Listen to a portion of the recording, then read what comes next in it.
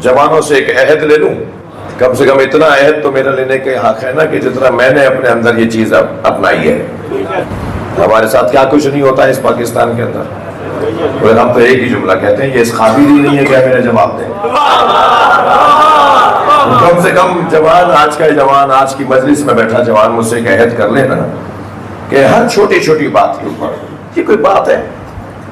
अच्छा, खवातीन भी सुन रही है ना मजलिस में, मुझे पता है आपसे कहलवा रहा हूं मैं, सुन रही है ना मेरी मजलिस, तो मैं इनसे भी मुखातिब हूँ। ये जो नंद भावजों के झगड़े हैं, ये देवरानी या जेठानियों के झगड़े हैं, ये सास बहू के जो झगड़े हैं, ये छोटी छोटी बातों पे जो अपना वक्त जाया कर रही हो, और शौहर बेचारा थका मांदा है, उसके लिए तैयारियां की हुई है कि ये भी बताऊंगी, ये भी बताऊंगी।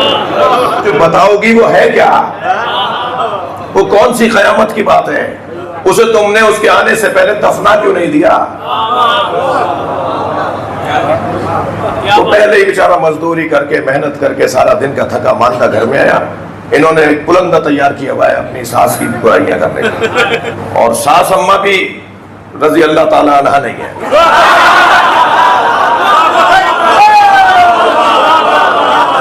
अब ये 10 साल तक इन्होंने रिश्ता किया, हर ईद पर, हर त्योहार पर जोड़े भेजे, और इनकी बहू जैसी तो दुनिया में कोई हसीन बहू ही नहीं है।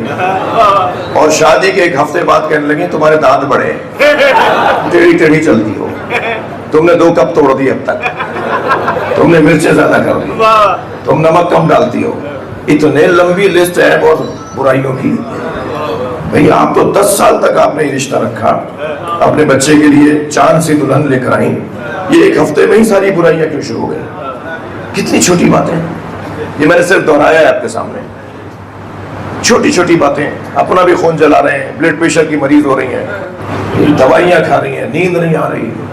अरे भाई क्या बात है, आप कुछ दिन पहले तो ठीक थी, क्या करो मेरा बच्चा मुझसे छिन गया। आपके बच्चे को कहा नहीं, अब जब ऑफिस से आता है तो पहले उससे बात करता है, फिर मेरे पास आता है। यानी कितनी छोटी छोटी बातें। और वो जो मोहतरमा है वो भी कि आप पहले मुझसे क्यों नहीं बात करते?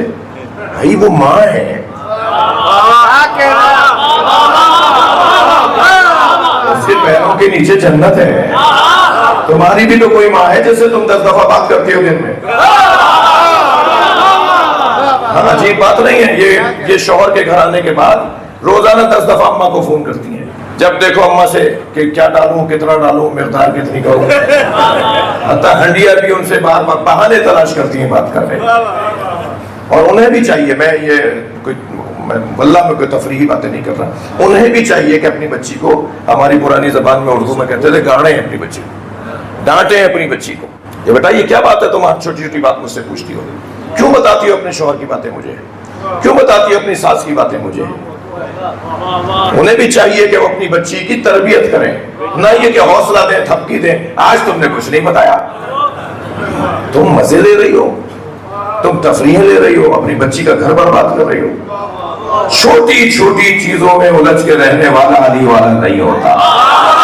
सलवात पढ़ने मोहम्मद व आले मोहम्मद।